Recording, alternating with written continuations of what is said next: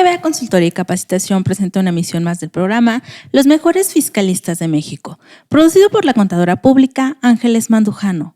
El tema en esta ocasión, teletrabajo, con la participación especial de la doctora Virginia Ríos Hernández, quien es doctora en Ciencias de lo Fiscal por el Instituto de Especialización para Ejecutivos, maestra en Impuestos por la misma institución, socia de BR Consultores Asociados, SC. Distinguida por el Consejo Iberoamericano en honor a la calidad educativa como Honorable Educador Iberoamericano. Autora de diversos artículos en publicaciones especializadas. Coautora de los libros editados por la Comisión Representativa ante Organismos de Seguridad Social del Instituto Mexicano de Contadores Públicos desde 2000. Reconocida expositora en múltiples universidades públicas y privadas. En la conducción contaremos con la participación del maestro Francisco Cárdenas Guerrero.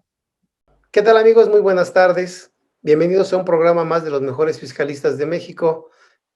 Como todos los programas de GBA relacionados con los mejores fiscalistas de México, tenemos hoy la grata presencia de la doctora Virginia Ríos Hernández.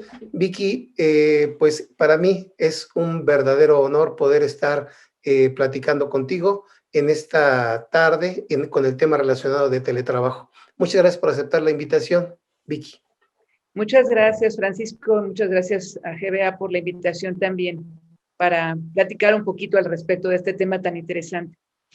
Muchas gracias, Vicky. Bueno, amigos, pues tenemos esta oportunidad de charlar con un especialista en esta materia y pues les voy a comentar que el tema de hoy pues ha sido un tema bastante controvertido hasta antes de su publicación en el Diario Oficial de la Federación, cuando se dio la aprobación del dictamen por parte de la Cámara de Diputados por ahí en diciembre, pues creíamos que iba a tardar un poquito en aprobarse y ahora pues finalmente ya se aprobó y se publicó en el Diario Oficial de la Federación el tema del teletrabajo.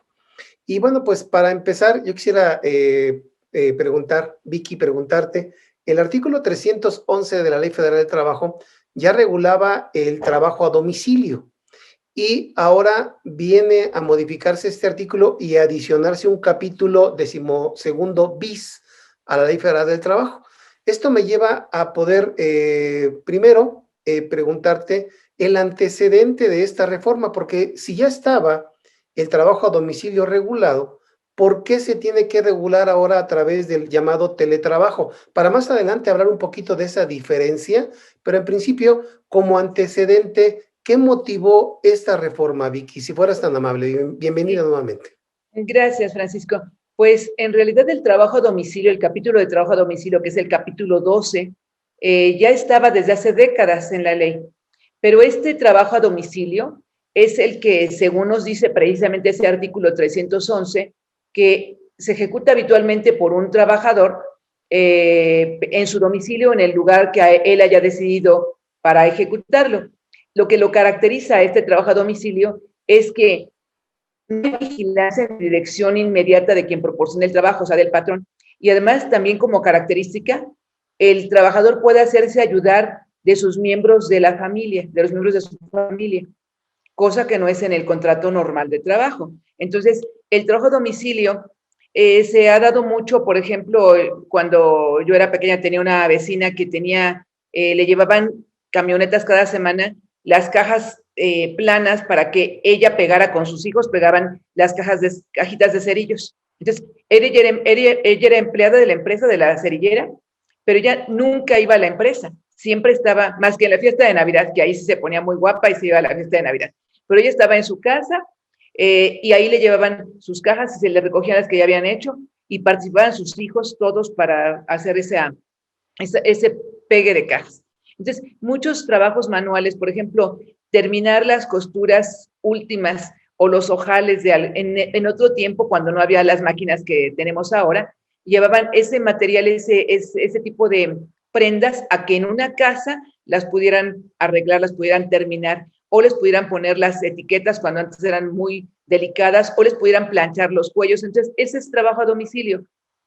Independientemente de eso, el propio capítulo 12 de trabajo a domicilio señala que puede o no haber suministro de bienes por parte del patrón. O sea, puede ser que el patrón proporcione todos los elementos para que el trabajador haga su trabajo, o bien puede ser que el trabajador haga el trabajo con sus propios elementos. Por ejemplo, también se daba mucho el que personas que sabían cocinar muy bien hacían galletas o pasteles para empresas o para galleteras, bueno, para boutiques de pan, por ejemplo, en donde esas galletas pues eran artesanales y las producía la señora que también era trabajadora, que les trabajaba únicamente a esa boutique de panes, y pues recogían las charolas cada semana y cada semana le pagaban.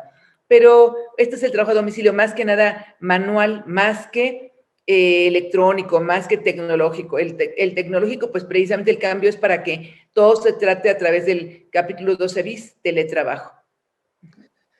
Muy bien, muy claro, Vicky. Ahora, este teletrabajo que vamos a platicar ahorita, ¿en qué podríamos distinguirlo? Ya casi nos diste toda la pauta, pero ¿cómo lo podríamos distinguir del trabajo a domicilio? Y ahorita vamos a ir viendo también que esa distinción, me imagino, es lo que quiero preguntar más adelante, que va a traer como consecuencia un cambio en las condiciones, en algunas de las condiciones de trabajo. Pero bueno, si partimos por ahí, si me haces favor. Así es, sí, aquí básicamente lo que caracteriza al teletrabajo es que se utilizan principalmente las tecnologías de la información y la comunicación. Es lo que caracteriza el teletrabajo. Entonces, se utilizan las tecnologías de la comunicación y la información. El trabajo es realizado en el domicilio del trabajador o en el domicilio designado por el trabajador, claro, de común acuerdo con el patrón. ¿Y por qué? Porque hay algunos trabajadores que en su casa no tienen buena calidad de internet y son colonias a veces en diferentes lugares que apenas están construyendo en las afueras de alguna ciudad y no hay suficiente conexión de internet, entonces deciden ellos ir a trabajar todos los días a la casa de su mamá y ahí les instalan todos los instrumentos para que trabajen, o a la casa de su tía o a la casa de su compadre o lo que sea, pero entonces ellos dicen, no puedo trabajar en mi casa porque no tengo suficiente conexión, o lo que también pasa en este momento, están los 2 o 3 hijos estudiando también desde casa, está el cónyuge también trabajando desde casa, entonces ya no da la red para poder tener tantos equipos conectados, y entonces dice, mejor me voy a la casa de mi suegra, donde ahí estoy solito, trabajando bien, y bueno, pues es el domicilio designado por el trabajador o en su propio domicilio, pero utilizando las tecnologías de la información.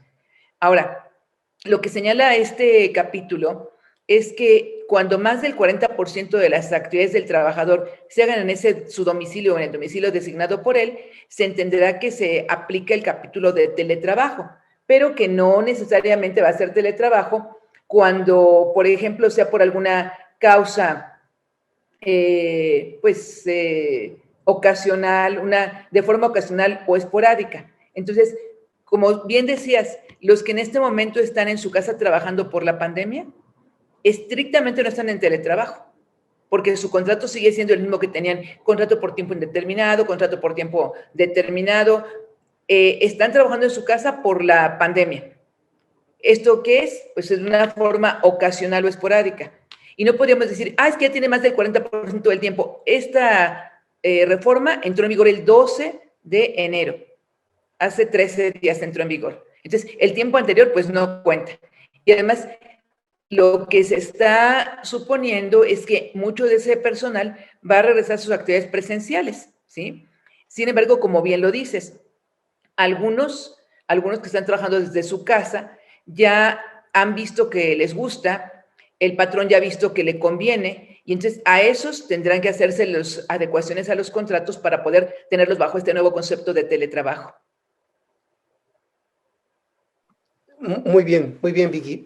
Pero aquí me surge una pregunta con relación a lo que nos comentaste hace un momento. Si el patrón le proporciona las instalaciones, no en el área que normalmente trabajaba, Vicky, sino por lo que tú me decías hace un rato. En mi casa tengo 3 hijos, están utilizando, y a lo mejor este señor no tiene suegra. Entonces, y el patrón le dice, bueno, pues váyanse aquí, voy a poner un lugar para ustedes.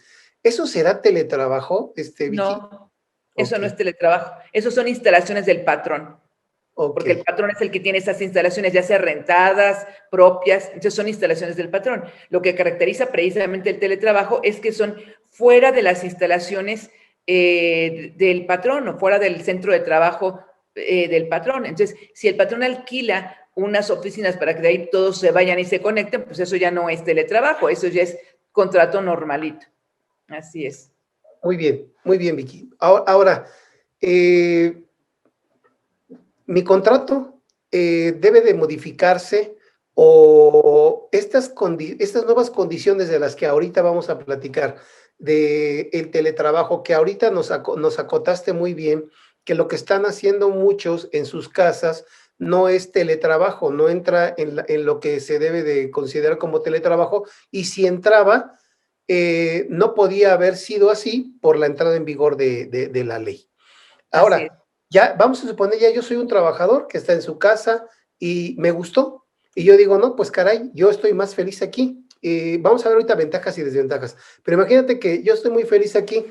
Se tendría que modificar el contrato individual de trabajo, el colectivo, o qué se tiene que modificar, Vicky, por favor.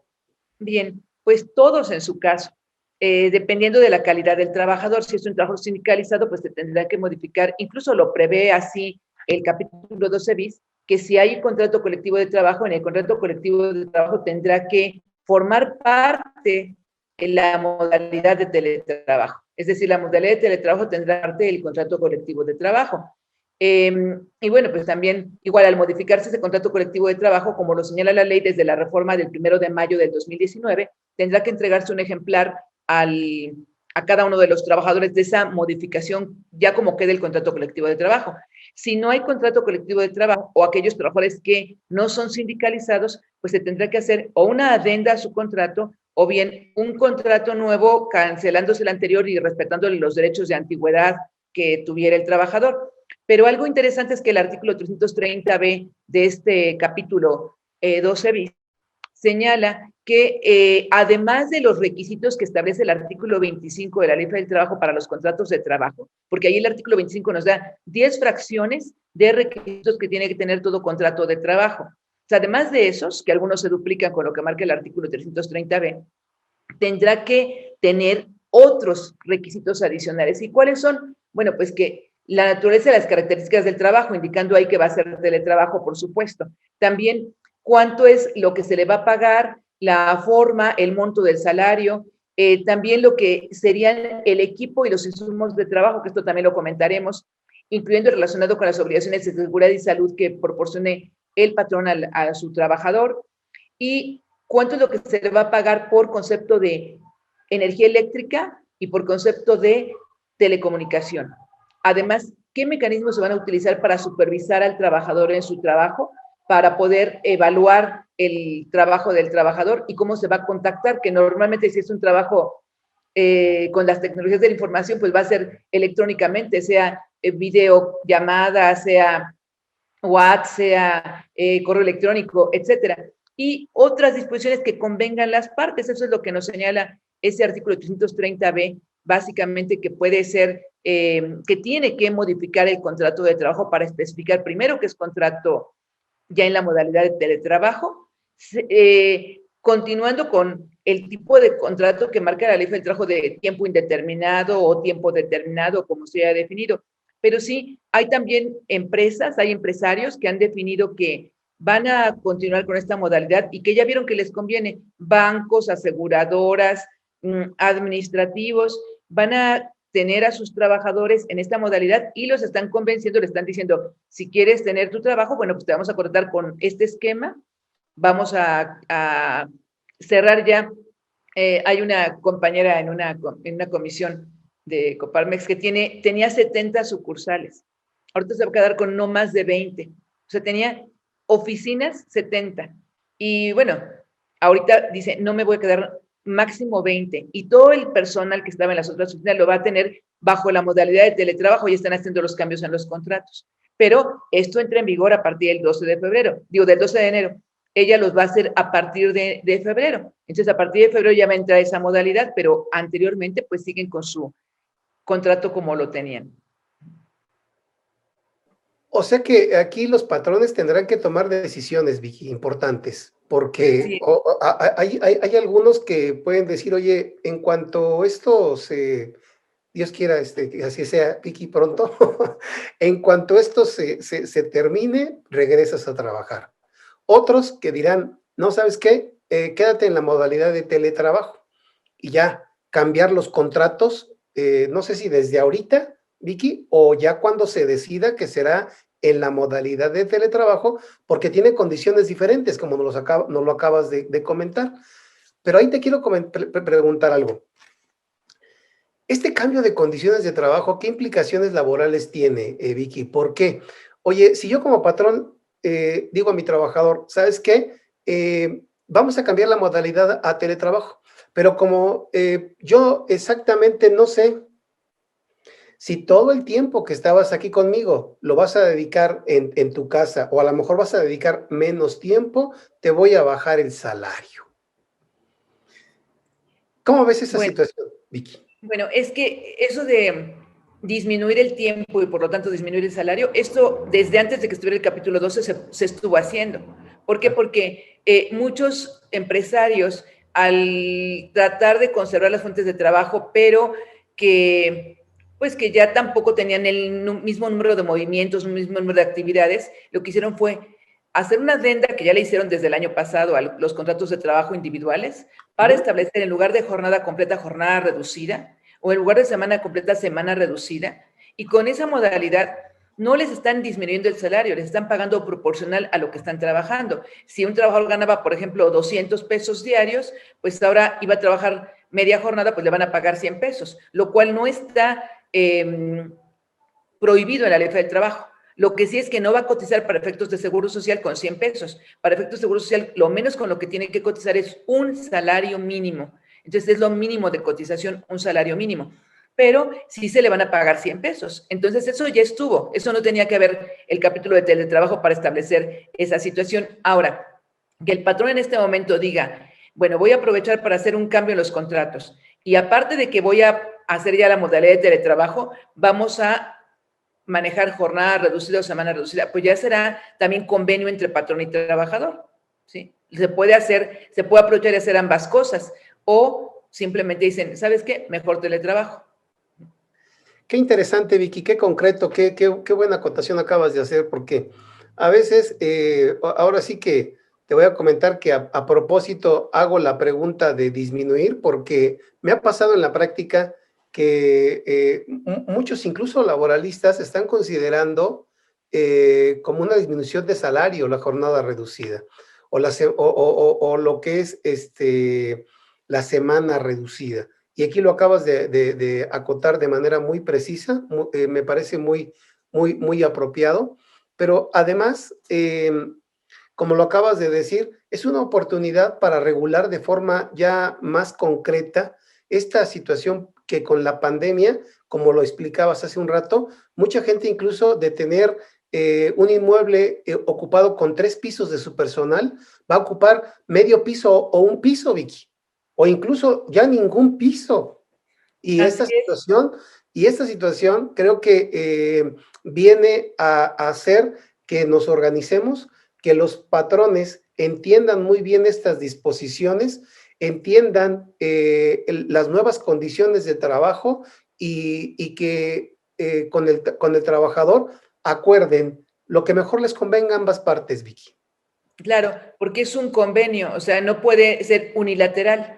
O sea, también habrá algunos trabajadores que digan, no, es que yo ya quiero quedarme en esta modalidad, yo quiero quedarme así. No, es que no es de que quieras. O sea, tú tienes un contrato presencial y así lo tienes que hacer, no es de que tú quieras, ni tampoco el patrón, ahora a fuerza tienen que ser teletrabajo, bueno, también ahí es acuerdo de voluntades. Por supuesto, el patrón puede decir, si ya no tengo ni instalaciones, ya tuve que dejar las instalaciones, tuve que dejar el inmueble porque ya no podía pagar la renta, bueno, pues ya no hay más que teletrabajo si es que quieren, y si no, pues tendrá que, en su caso, liquidar a los trabajadores, ¿sí? Pero también es momento de revisar que se van a terminar algunas prestaciones. ¿Cuántos tenían comedor en sus instalaciones y ya no van a tener comedor? Por todo lo que eso implica.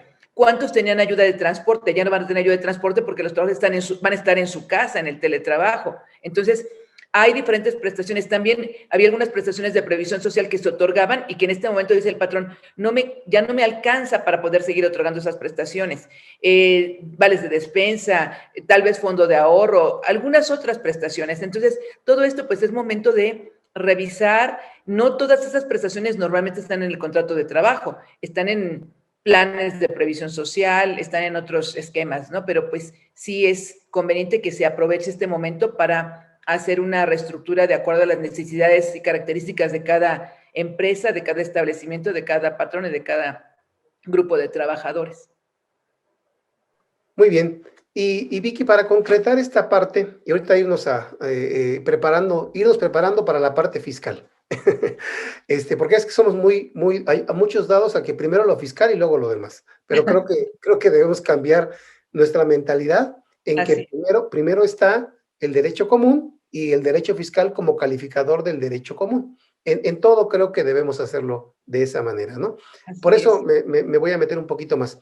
Ya nos habías dicho esas condiciones de trabajo en el teletrabajo, pero debe de haber algunas obligaciones adicionales para patrón y algunas obligaciones adicionales para trabajadores que nos convendría conocer, ¿no crees, Vicky? Así es. Sí, también el capítulo contempla obligaciones especiales para los patrones y obligaciones especiales para los trabajadores.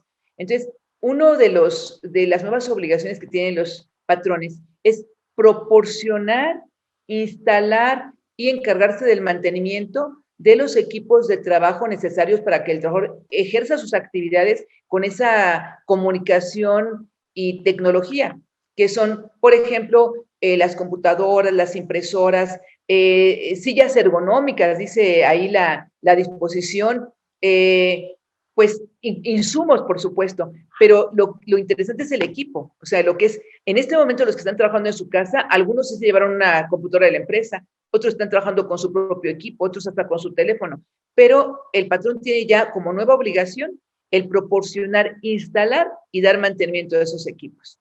Entonces, es muy importante también considerar que deben cuidar los resguardos de esos equipos.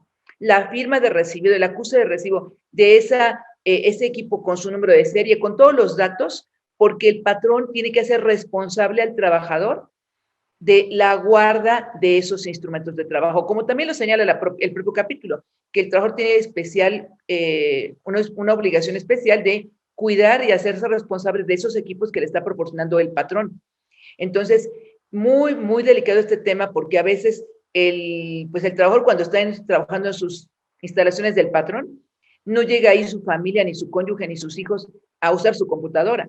Pero tienden mucho en este momento a que, pues está la computadora del papá o de la mamá allí, pues que también el hijo aquí haga la tarea, o que aquí vamos a jugar un juego de video, o que vamos a ver una película. Esto debe estar expresamente prohibido, porque el equipo de trabajo es este equipo de trabajo. Y tienen en ese equipo de trabajo datos confidenciales, datos con riesgo de que se pierdan, de que se contaminen, de que le llegue un virus porque se ponen a jugar o se ponen a ver una película o se ponen a hacer otra cosa con la computadora que es de la empresa, que no es del trabajador, no es un regalo, le estoy asignando un equipo de trabajo. Entonces, eso es una obligación especial. Y bueno, pues también otra que se ha manejado mucho, pues de forma muy controvertida, es el asumir los costos de la comunicación, es decir, del internet y la parte proporcional de la energía eléctrica, sin decirnos cómo vamos a manejarlo de la parte proporcional, porque yo lo que digo es, ¿proporcional a qué? Y si nos vamos a la parte fiscal que decimos, pues la ley del impuesto a la renta en su reglamento contempla una forma de determinar proporcionalmente lo que se gasta en energía eléctrica o la deducción del activo fijo, etcétera, por número de metros, pues aquí no podemos hablar de eso, porque no es lo mismo el número de metros, por ejemplo, como siempre pasa, ¿no?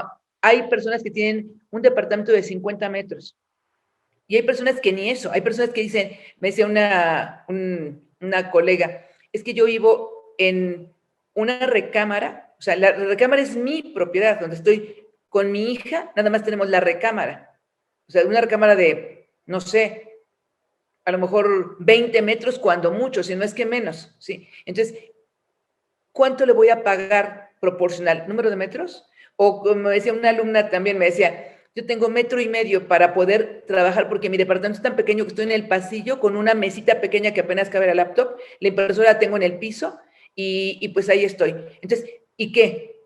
Si gasta, por ejemplo, de luz 500 pesos, le van a pagar, por su departamento de 50 metros, le van a pagar, ¿qué? 30 pesos de luz. Entonces, no podemos hablar de metros proporcionales. Y el que tiene una casota de 300 metros o de 500 metros, ¿cuánto le vamos a pagar de luz? Si tiene el lujo de tener una habitación, te da a lo mejor, no sé, 40 metros a su disposición para tener sus equipo de trabajo perfectamente controlado y demás. Bueno, entonces no podemos hablar de metros, tampoco tenemos la posibilidad de establecer un común denominador para todo el país, porque hay quienes trabajan en Hermosillo y quienes trabajan en Mérida, donde tienen que tener constantemente el aire acondicionado puesto. Y no nada más ellos, sino como decía mi amiga de Mérida, que ellos se les ha incrementado el consumo de luz exponencialmente, que ya realmente sufren por el pago de luz, porque antes se iban a las 6:30 de la mañana, llevaban a los niños a la escuela, se iban ellos a trabajar, rezaban por los niños a las 6 de la tarde porque los niños tenían comedor, etcétera, y llegaban a la casa después de las 6 de la tarde y ponían a esa hora el aire acondicionado. Y que ahora están los 2 hijos y los 2 cónyuges trabajando desde casa y entonces, y estudiando desde casa, y entonces el aire acondicionado tiene que estar las 24 horas del día puesto. Entonces, bueno, pues de cómo calculamos proporcionalmente. Y además, no nada más está el trabajador consumiendo más energía, también lo están los demás familiares, ¿sí? Entonces, otra obligación. Además, otra obligación que es bien importante, dice la ley, respetar el derecho a la desconexión del trabajador fuera de sus horas de jornada laboral. Y yo diría, no nada más respetar, obligar al trabajador mediante su adenda al contrato a que se desconecte, establecer de una manera clara y precisa que no deberá el trabajador estar conectado más de su horario de trabajo, de su jornada laboral, y que solamente podrá reclamar el pago de tiempo extraordinario si se le dio una orden expresa, claro, por correo electrónico, por WhatsApp o lo que sea, pero por su jefe inmediato o por la empresa. Porque muy fácil va a ser que termine su jornada a las 6 de la tarde y diga, pues aprovecho porque ahorita voy a meterme a un programa por internet, me voy a poner a ver una película, lo que decíamos, no voy a jugar o voy a chatear con mis amigos o voy a programar una reunión de Zoom con mis amigos y familiares y pues ahí deja conectada la conexión con la empresa y parece como que sigue trabajando, pero pues no es así. Entonces, esto no nada más respetar, sino que es necesario que se establezca pues textualmente dentro de su adenda al contrato de trabajo que no deberá trabajar más del tiempo de su jornada. Y también que el patrón no se, pues no se pase y a las 11 de la noche le esté diciendo que le urge que le mande tal documento, que se conecte porque necesita hacer una videollamada, o sea, todo eso tiene que también el patrón responsabilizarse de que no está a su disposición las 24 horas del trabajador. Además también que, pues que las instalaciones que tenga para verificar al trabajador, como por ejemplo micrófonos, cámaras, etcétera, señala la ley que tiene que ser de forma extraordinaria o cuando la naturaleza del trabajo así lo amerite, pero no que tenga su cámara por allá, para revisar toda la intimidad del trabajador, porque no nada más es el trabajador, está su familia. Entonces, muy bien que yo tengo la cámara aquí en la computadora, pero no que tengo la cámara de aquel lado para ver a qué hora me levanto, a dónde me voy. O sea, eso no es legal, podríamos decir. Y bueno, pues otra de las obligaciones es el trabajo en teletrabajo también está obligado el patrón a inscribirlo en el Seguro Social. Y una más, otra de las que tiene es capacitar al trabajador para poder realizar esta actividad de teletrabajo cuando no estaba acostumbrado a hacerlo. Si ya es un trabajador nuevo contratado expresamente para el teletrabajo, pues seguramente ya tiene la capacitación, pero hay muchos que pues les ha costado muchísimo trabajo el adaptarse a esta nueva modalidad. Sí, es verdad. Y ahí te iba a preguntar con relación a lo que nos decías de las cámaras, de las obligaciones del patrón, del trabajador, de cómo se deben de plasmar esas condiciones, sobre todo por lo importante que es el punto que nos diste del tiempo extra.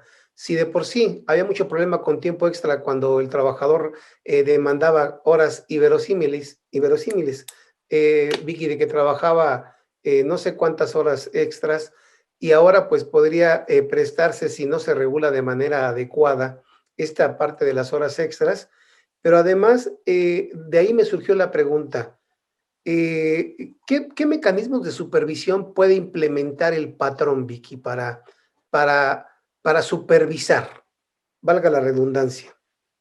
Bueno, para supervisar, evidentemente que el trabajo que se puede hacer por este tipo de tecnologías, pues son las entregas. Son las entregas, o sea, que, los avances que se tienen, las entregas, y bueno, pues también muchas veces las juntas virtuales que se van a seguir realizando. O sea, hay algunas empresas que dicen, todos los lunes vamos a tener la junta, pues si la jornada empieza a las 9, de las 9 de la mañana a las 11 de la mañana, para ver los pendientes, para ver todo. Entonces, y bueno, pues llevar precisamente un checklist, o sea, cuáles son las actividades, quiénes son los responsables y en qué momento se van a tener que haber cumplido. Y luego darle seguimiento a esas actividades, a ese, podríamos decir que calendario para poderlo cumplir. ¿Sí? Entonces, y en el caso de la información pues que como comento es bien delicado que el trabajador tenga en su casa un equipo donde tiene mucha información del patrón y de clientes y de proveedores y de un montón de cosas, pues que no nada más se ponga en el contrato de trabajo, sino que se le haga firmar un convenio de confidencialidad expresamente por la información que él va a tener acceso, a la que él va a tener acceso. Entonces, que el trabajador, si firma un contrato, pues, ¿qué es lo que ve el trabajador normalmente? Ve a ver si está bien su sueldo, a ver qué dice de la jornada, a ver si dice alguna cosa de las prestaciones. Eso es lo que ve. Pero aunque diga ahí, y se compromete a conservar y resguardar, etcétera, eso ni lo ve. Entonces, pero cuando le dicen, mira, vas a firmar este contrato de confidencialidad, este convenio de confidencialidad, y puedes tener incluso responsabilidad hasta penal si no lo cumples. Entonces sí, se abren los ojos y dice, voy a ver qué dice. Y se lo explican. Y entonces ya lo firma porque, repito, hoy por hoy, pues que tenga una clave en su computadora, que no se pueda meter cualquier persona a ver sus datos, que se les puede decir, qué interesante, y sacar datos, sacar información, su hermano, su tío, no sé. Sabemos que en las familias mexicanas no todas tienen la fortuna de vivir solamente el núcleo básico de familia, sino que a veces conviven o tienen que vivir con prácticamente 2, 3 familias en la misma casa. Esa es una muy buena recomendación, Vicky, y aunque no está prevista expresamente dentro de las obligaciones de los trabajadores, se puede incluir perfectamente en los contratos, ¿verdad? No le veo problema yo en esa parte. Pues en realidad sí está previsto no está previsto el convenio de confidencialidad, por supuesto, pero en las obligaciones especiales de los trabajadores sí está contemplado el atender todas las políticas y los mecanismos de protección de los datos que están en su custodia. O sea, sí está como una obligación, pero pues el trabajador a lo mejor no le da mucha importancia, salvo que pues sí se le haga firmar un convenio de confidencialidad. Sí. Muy bien, Vicky, pues creo que nos ha quedado muy claro todo esto de las condiciones de trabajo, las obligaciones del patrón, las obligaciones del trabajador, que esta es una nueva modalidad, que hay que modificar los contratos y que hay que aprovechar para poder convenir las mejores condiciones de trabajo para ambas partes. Y que bueno, probablemente como tú también lo decías, el trabajador diga no me interesa o si me interesa continuar o hasta aquí llego, no sé, lo que tenga que pasar. Pero nos quedamos ahora con el punto controvertido del que hablabas con relación al pago proporcional de la energía eléctrica. Que este punto trae también aristas desde el punto de vista fiscal, al igual que el pago de los servicios de telecomunicación. Me queda claro que si le proporciono un equipo de cómputo, como se lo pude proporcionar de manera presencial, pues no tengo tema. Pero el tema de la parte proporcional de la energía eléctrica, además de su cuantificación, que atinadamente comentaste, ahora vamos a suponer que se pudiera manejar proporcional, Vicky. Ya decidimos que proporcionalmente me toca pagar tanto de tu luz, que es de suyo un problema complicado, pero el recibo de energía eléctrica va a estar a nombre del trabajador o de su esposa o de su papá o de su mamá, y yo como patrón tengo la obligación de hacer ese pago, y al hacer ese pago, o el de internet incluso, ¿no? Oye, el internet también lo usan tus 3 hijos. ¿Cómo vas a determinar la parte que me corresponde a mí como patrón pagarte? Pero además, si te la voy a pagar, el comprobante no está a mi nombre. Pero entonces vamos por partes. La primera parte que te quisiera preguntar es, independientemente de la cuantificación, ¿qué naturaleza, desde el punto de vista fiscal, tendría ese pago para efecto de impuestos sobre la renta para el trabajador primero? Y ahorita hablamos de deducibilidad, Vicky, si eres tan amable. Para el trabajador es un ingreso acumulable en este momento. En este momento es un ingreso acumulable para el trabajador. Muchos han dicho, porque pues ya esto tiene ya 2 semanas que se publicó y algunos han asegurado que es un ingreso exento. ¿Ingreso exento con base en qué?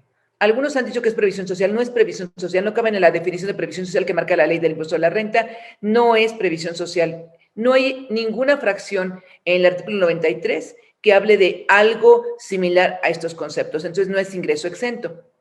Y también muchos, una buena parte dice, es que es herramienta de trabajo y es una obligación que te marca la ley, entonces es herramienta de trabajo. A ver, herramienta de trabajo, de acuerdo, puede ser herramienta de trabajo, pero lo que actualmente tiene la ley del impuesto de la renta, en el artículo 94, último párrafo, es que no son ingresos en bienes, los bienes que proporciona el patrón a sus trabajadores para ejecutar el trabajo correspondiente y que estén de acuerdo con la naturaleza del trabajo prestado. Pero dice bienes. Y la energía eléctrica y el internet no son bienes, son servicios. Entonces, de ninguna manera, si yo fuera el SAT, diría, a ver, ¿cómo que lo pusiste como ingreso no objeto? ¿Cómo que no lo grabaste? ¿Cómo que lo consideraste como deducible totalmente para ti, patrón, y al trabajador no se lo acumulaste? A ver, ¿cómo?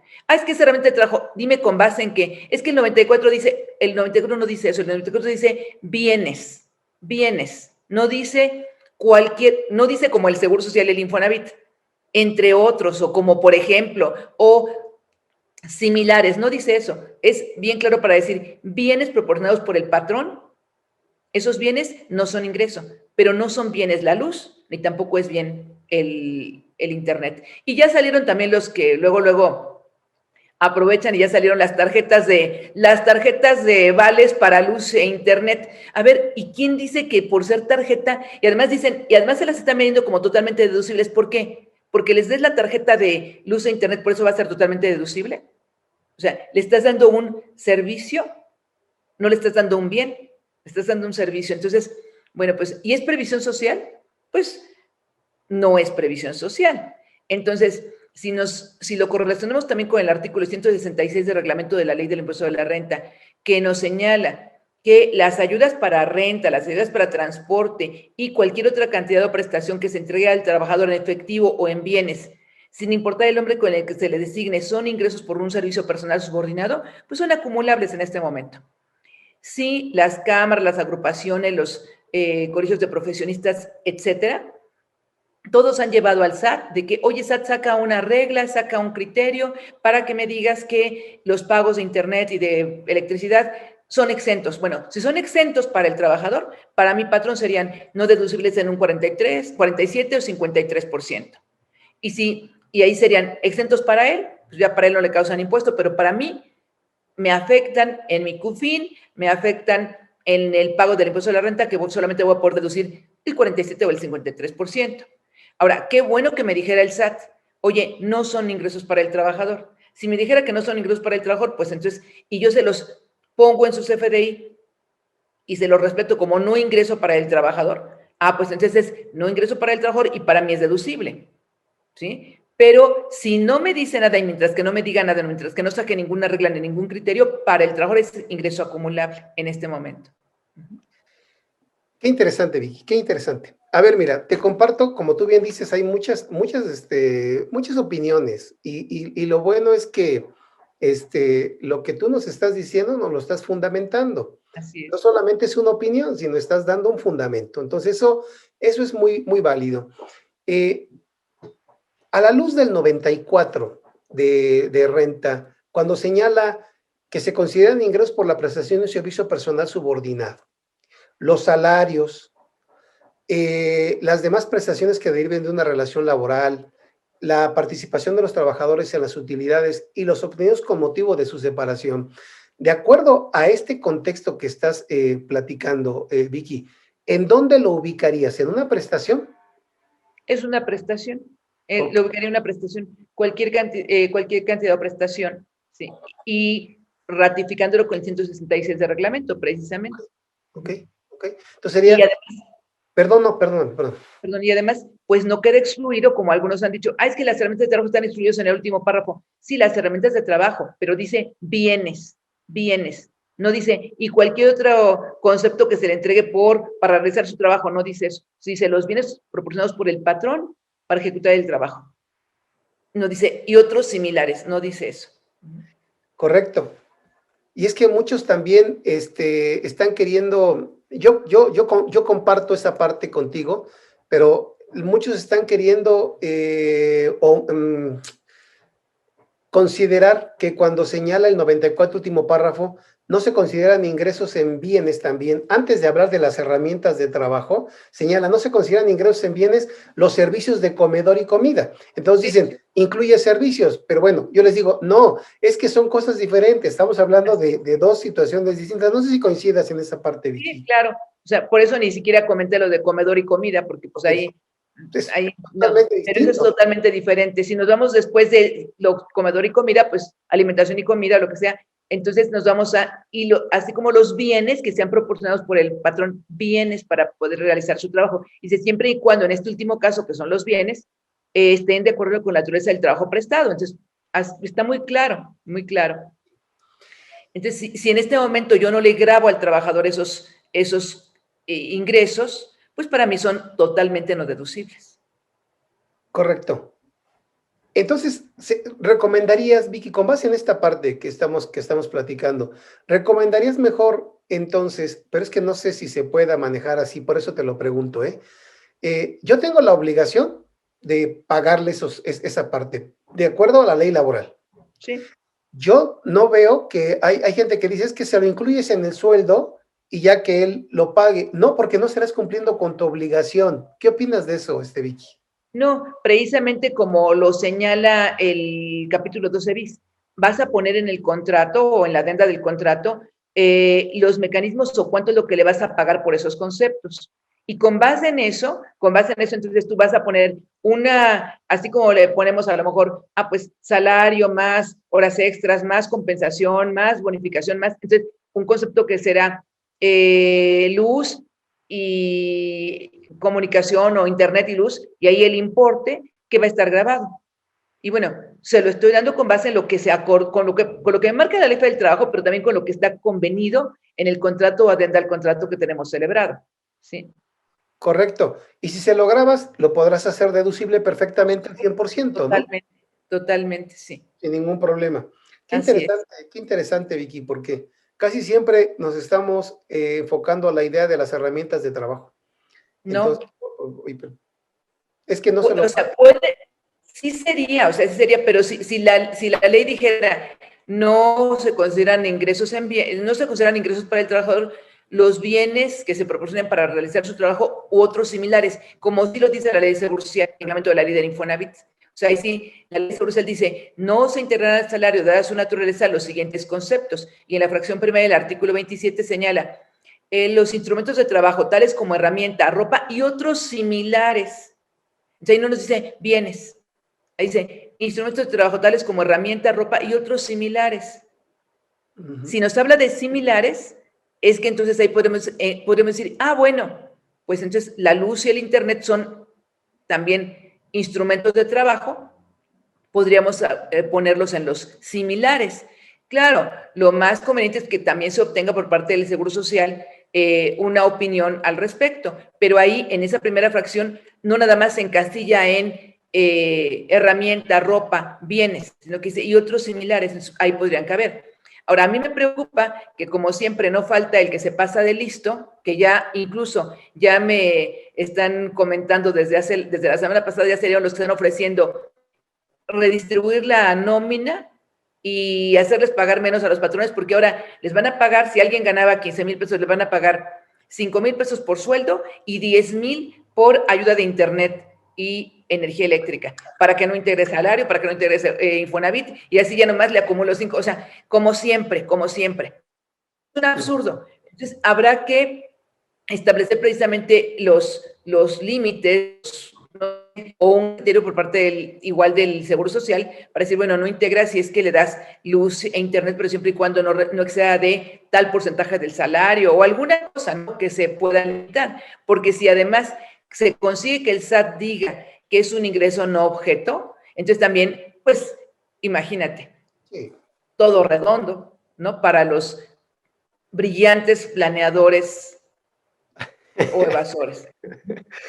Los que siempre dicen que tienen cómo hacerlo, Vicky, que ellos saben cómo hacerlo. Y te encuentras ahí Así es. con 50 cosas en el mercado medias absurdas, ¿no? Así O es. absurda y media, más bien.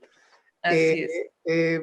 pero bueno, aquí me cabrían otras cosas, Vicky, precisamente considerando ahí la cantidad que tú les vas a pagar a los trabajadores y que considerarías esta parte como ingreso objeto para impuesto a la renta, ya evitaría el tener que solicitar un comprobante a nombre Así del es. patrón, porque tendrías el CFDI. Eso resolvería el punto Claro. que estaba comentando yo hace rato, ¿no?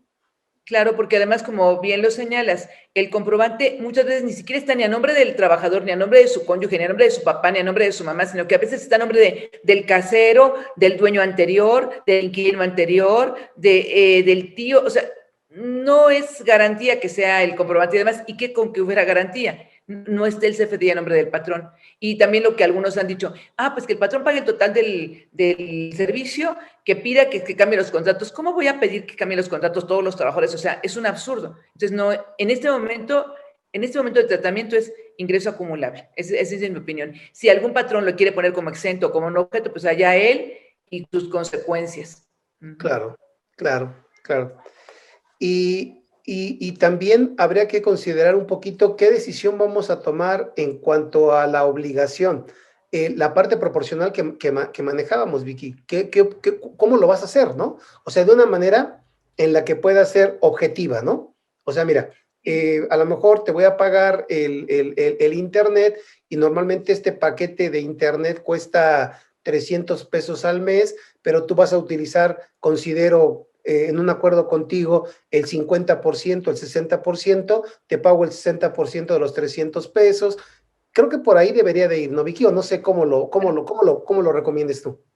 Sí, claro, y además también habrá trabajadores que ocupen menos capacidad de internet y habrá trabajos que ocupen más. Entonces, bueno, eso también es interesante. Y algo que también señala este capítulo nuevo es que el patrón tendrá que suministrar los elementos para seguridad y salud de higiene del trabajador, que aquí en este caso pues diríamos, pues que también recaben su comprobante de que recibieron su gel, o si el trabajador va a recibir en su casa a personas que le van a ir a, no sé, a firmar alguna cosa por parte del patrón o por parte de la empresa, pues su tapete sanitizante y cosas así, ¿no? Para que... Ahora, las normas de seguridad y salud en el trabajo se van a publicar mediante una norma oficial mexicana y esto va a tener un plazo de 18 meses para publicarse. El Ejecutivo dispone de 18 meses para poder emitir dicha norma oficial mexicana. Entonces, mientras tanto, pues tendremos que cuidar al trabajador de acuerdo a lo que actualmente tenemos, pero además también considerando que su casa no es nuestro centro de trabajo, que no podemos ni tenemos por qué tener el control de la seguridad total de su casa. Si en la cocina se electrocuta con la cafetera, pues eso no es riesgo de trabajo. Sí. Y si se cae de las escaleras cuando ya subió por un suéter, pues tampoco es riesgo de trabajo. Pero eso también habrá que, se hizo muy al aventón, se hizo muy a la ligera la reforma, porque no se están contemplando otras disposiciones que pudieran tener correlación, como es precisamente lo de los riesgos de trabajo. Entonces, el riesgo de trabajo es que le ocurre al trabajador durante su jornada laboral en las instalaciones del patrón o fuera de ellas, pero en el ejercicio de su trabajo. Pues sí, pero fuera de las instalaciones del patrón está en teletrabajo, y su casa es donde está realizando el trabajo. Sin embargo, no porque se resbaló en la cocina, porque había hecho en la mañana unos huevos con tocino y salpicó todo y se resbaló, pues no.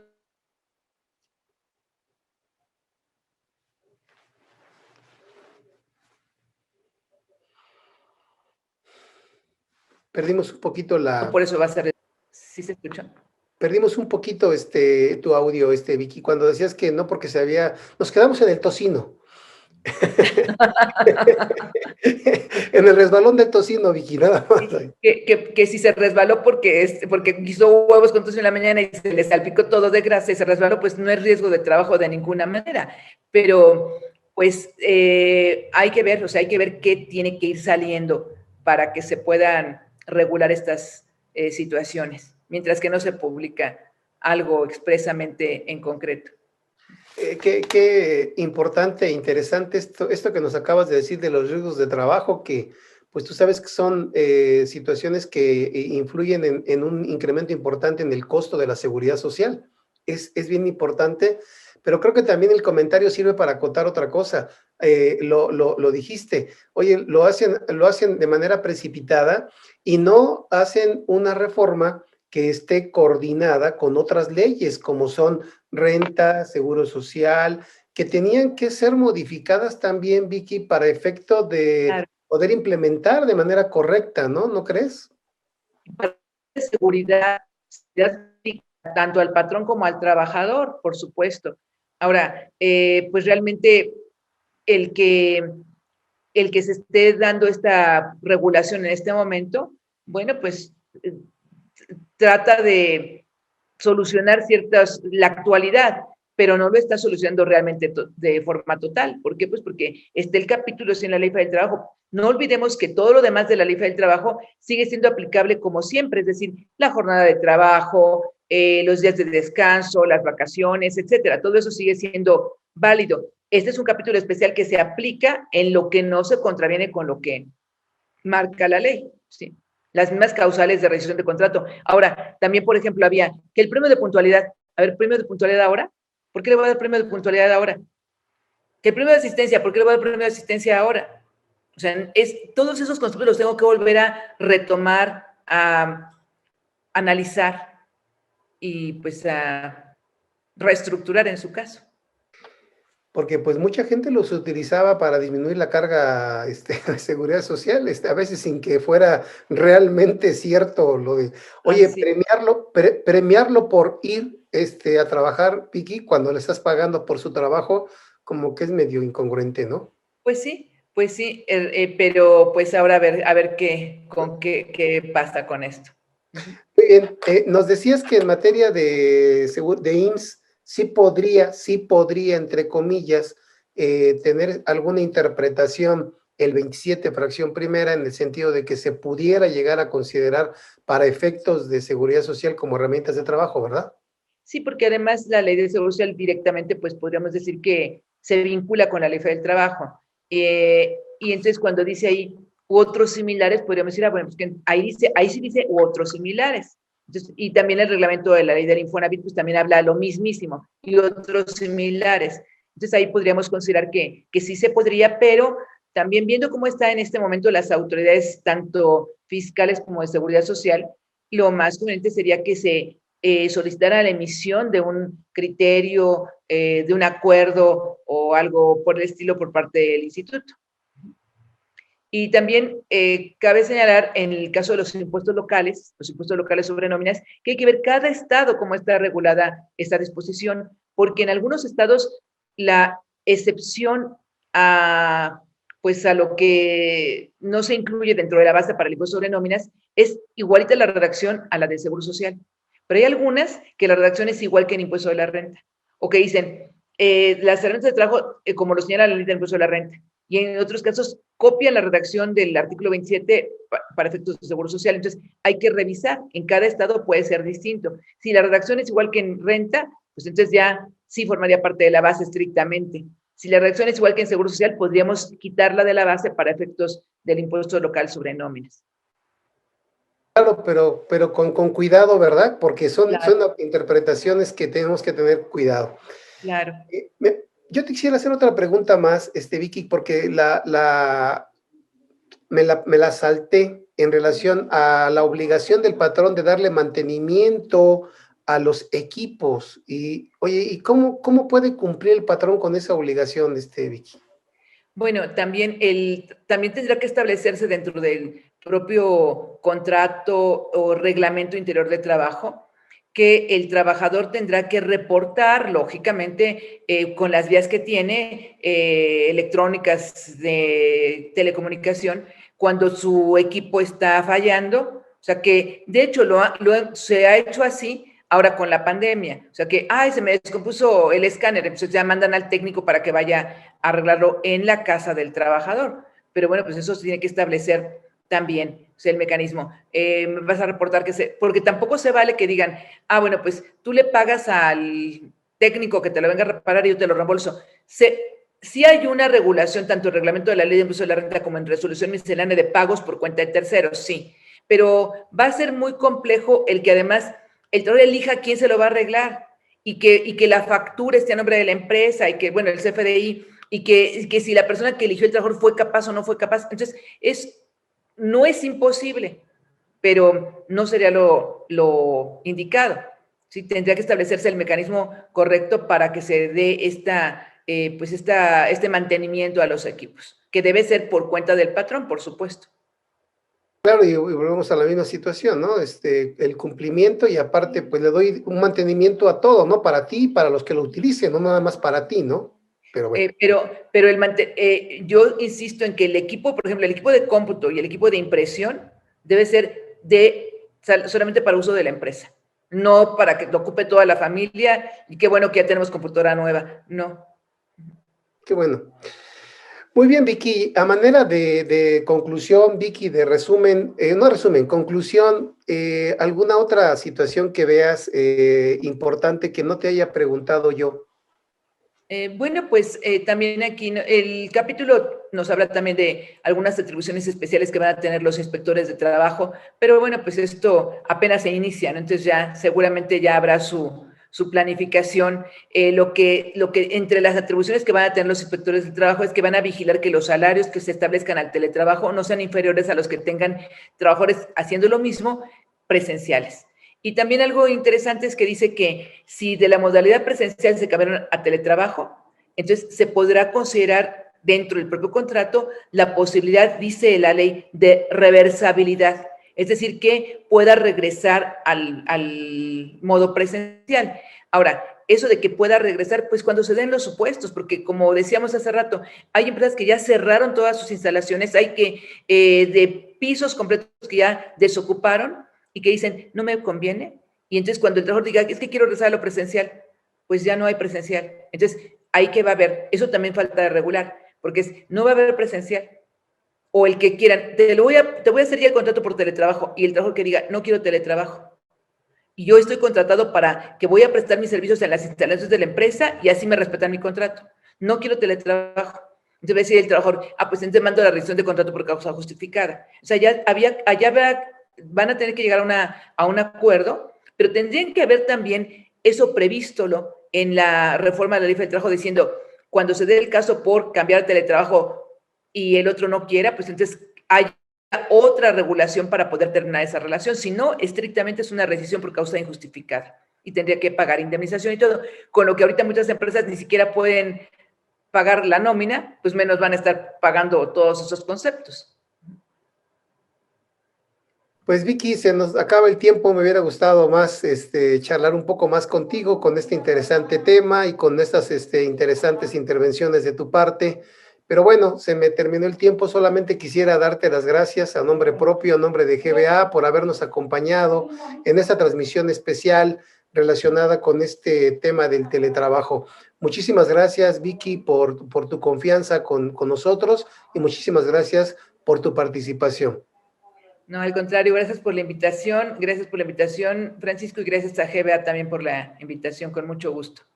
Y te haremos llegar tu reconocimiento, Vicky, ya, de manera como tipo teletrabajo para tu casa. Gracias. Un abrazo, Vicky, gracias. Igualmente, hasta luego.